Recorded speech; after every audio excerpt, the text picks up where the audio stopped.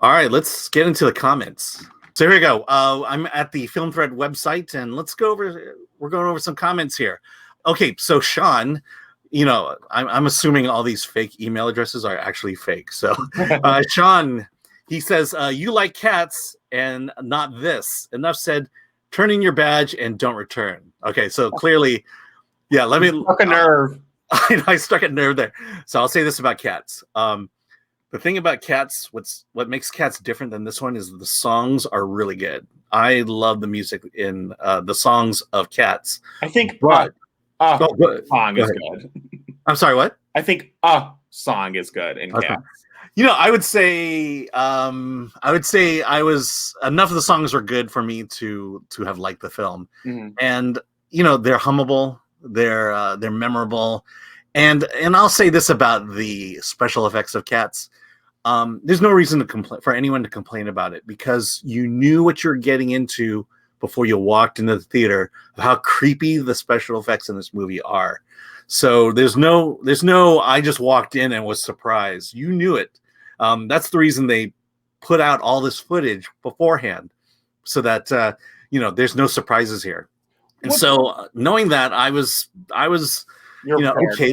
I was creeped out, but I was okay. But I if anything, that was the definitive theatrical version of Cats, mm-hmm. and that's kind of why I liked it. And I will say, people have secretly come up to me and said, "You were right. I love this movie." All right. I will say this about Cats. Mm-hmm. I have a hard time with Tom Hooper as a filmmaker for a lot of reasons. I just don't think he's a very interesting filmmaker, and I think this was his attempt to try to be interesting, and it did not work for me. I will say, while I think Cats is terrible as advertised, I enjoyed myself watching Tom Hooper's Cats far more than I enjoyed Tom Hooper's very miserable Les Miserables. Oh my gosh. Oh yeah. Okay. I don't want to. I mean, this is about musicals. Okay, I agree with you. I hate it. It was exhausting. Yeah, but the thing is, the first time I saw Les Miserables on stage, it instantly became my favorite musical of all time, and I was excited to see the film version. But knowing, they have actors singing. Yeah, and with the exception of Anne Hathaway, the actors just did not do a good job. At least not the. Eddie Redmayne was somewhat unknown at that point. Right. So, Russell Crowe, Hugh Jackman, okay. Right. But, oh man, yeah, that ruined, it's like Into the Woods. It just ruined the musical for me. And I can't watch it. That one was rough. Yeah, absolutely. But good for Russell Crowe for giving it the old college try. Okay. Kinda.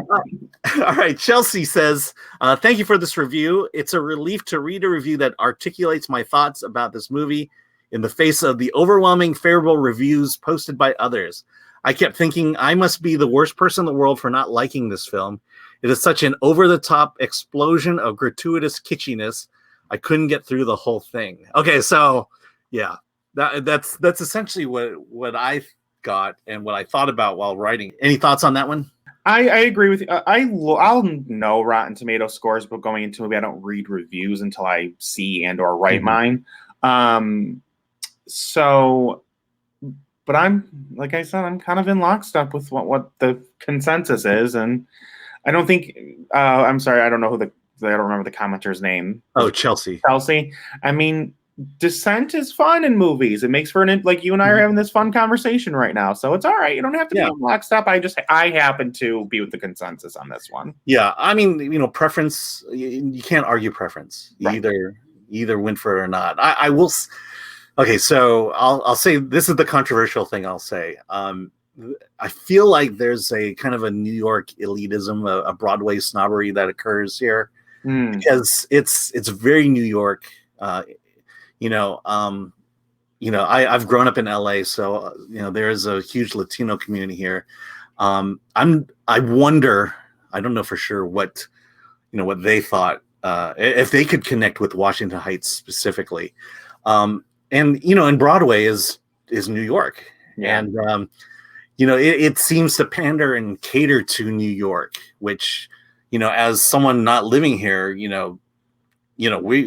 we like movies too, and we like stories, and I just wonder what people, I feel like if you're from New York, you're more inclined to like a Broadway play than someone who's not in New York. It's so funny. We're just like the complete opposites through this whole discussion, because I've never been out west. I've never been to California, but New York is, and I'm no expert, and I'm not even pretending to know to understand the community portrayed in Washington Heights here. But I don't know. Maybe after this past year, I was subconsciously was a little softer on this movie because I miss going to New York City. I mean, there's been years, the past couple years, I've gone 2 or 3 times. I just love walking around Manhattan. I've only seen maybe 2 Broadway plays, because again, I am not coming from a Broadway aficionado fan. I mean, I saw Chicago, and I saw a Charlie Chaplin musical, because I love Charlie Chaplin. The Charlie Chaplin musical on Broadway. Yeah, that's an interesting choice of plays to actually see on Broadway. I'm a huge Charlie Chaplin fan. He had a depressing life, so it was a very depressing musical. I loved it. So I think that's wonder if the disconnect is like, you are a Broadway musical fan, and so maybe you have much more insight into what this could be, and where I was just like, I just like living in the sunny streets of New York for 2.5 hours. Yeah. All right. Okay. So JJ says the director is ultimately in charge of the narrative shape and the cohesion and a cohesive visual look and style. The movie failed on both counts, so I disagree with you. This was not a well-directed movie. So here's someone who liked it even worse than I did. Yeah, I think he's right in the sense that for those of us who did not like the movie, the director does have more control. I will say though, source material is source material. Right. If it's good, the source material is good, it's really easy to make it a bad movie. Les Miserables. But if the source material is not good, you have to work really hard to make it good. And I think that's how much are you going to blame the director for that? So he's done 1 or 2 of the Step Ups. I believe, yeah, he's done 1 or 2. He did Crazy Rich Asians, and I believe he did a Justin Bieber documentary. Okay, so I've not seen. I stopped with Step Up after 1. I really liked Crazy Rich Asians, and I think that's why I think his strengths kind of mirror those 2. Because I think Crazy Rich Asians is this fun, flashy romantic comedy, and I just think he kind of translated that to a musical, and I had a really good time with Crazy Rich Asians as well. Yeah. Well, I will say he's doing Wicked, and that is great source material. So if Wicked doesn't turn out good, then we know where it lies. That's a good point. That's a good point. Yeah. So we'll see. I'm looking forward. I think John M. Chu can really do justice to Wicked, and I'm excited to see that come out. I've seen that one several times. Myself. All right, here's the last comment we got. It's from Mike K. This one's directed specifically to me. It's amazing that a film reviewer has to apologize at the beginning of the review for not liking the movie. Seriously, what a joke. If you don't like the movie, you don't like the movie. Afraid of cancel culture? Afraid of not being PC enough? What a disgrace you have to apologize in the first sentence for not liking a movie. This just exemplifies what's wrong with the country. Too many people are afraid to speak up. When they see doing something wrong, when a policy is passed that is wrong, okay, he's listing things off. Too scared, the PC police and cancel culture? Grow up, grow a set, and just knock it off.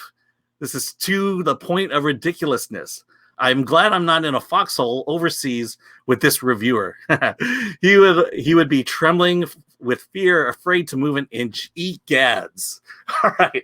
I know you read a lot to take in there. I know. Okay, so if you go to my review at filmthread.com, okay, so here, I'll read the first sentence verbatim as I wrote it. There's really no point in trying to defend my less than positive review of John M. Chu's In the Heights as being clickbait. Look, I didn't love it. I love Crazy Rich Asians, Hamilton, but I did not love this. So my point here is when we did the review of Mitchell's versus the Machines, we gave it a 1 out of 10. and we were accused of being clickbait. Because quite frankly, we are. I saw that was going around. Yeah. Yeah. Let's just say that I'm one of 8 negative reviews on Rotten Tomatoes for In the Heights, and we're getting traffic for it because we are the small minority of people who did not like the movie. And so I'm saying, look, 97% of the reviewers at the time I wrote this love this movie. It's certified fresh. So I'm going in knowing that I'm I'm a small, incredibly small minority of people who did not like it. And so we got accused of clickbait for Mitchell's Machines. We're sort of getting it here, but no, I'm not apologizing for it. I did not like the movie. My thing was, like I said, after the movie, I was giving my friend a hard time, and he liked it. But I was giving him a hard time just because that's how we argue movies. And I was like, there's nothing wrong with not being in lockstep. It's defending your position, which you do in your review. Yeah, I mean, I've had a lot of my friends reach out to me say, well, I disagree. You don't need a musical to have, hummable lyrics and hummable tunes. And I'm like, well, if you're paying, a couple $100 to see a Broadway play, I at least want to walk away with at least one hummable tune for my money. Right. And I felt the same way here. It's like when you have, I felt the same way about Mary Poppins Returns. The music is just so bland and so uninspiring, and I wanted more. Yeah, I mean, literally, I could sing you the entire score, all the songs of Mary Poppins, but not a single lyric to Mary Poppins Returns. And so it's. I think what this movie, in my opinion, makes up for, maybe not, because I do tend to agree with you in the whole. I'm probably not walking around my apartment singing In the Heights and 96,000, but I think it made up in energy, the production, which we agree on, and I think I keep talking about the grandmother song, Palencia E Fe. Mm-hmm. I think that's just such an emotional. As I was talking, that's the best song of the entire musical. As I said in our chat, we've ton of great movie grandmas lately, and I think Olga Merediz. I think she's one of the great grandmas we've had recently. Yeah. Oh, we could talk about horrible grandfathers, though. Old racist grandfather. Okay, so that's all the comments we got. Hey, we'll invite more. What did you think of In the Heights? What do you think of our opinion of In the Heights? Please like, subscribe, comment below. And with that, I'm with Matt Passantino. I'm going to redo that ending. So please like, subscribe, comment below on what you thought of In the Heights. And with that, let's get out of here.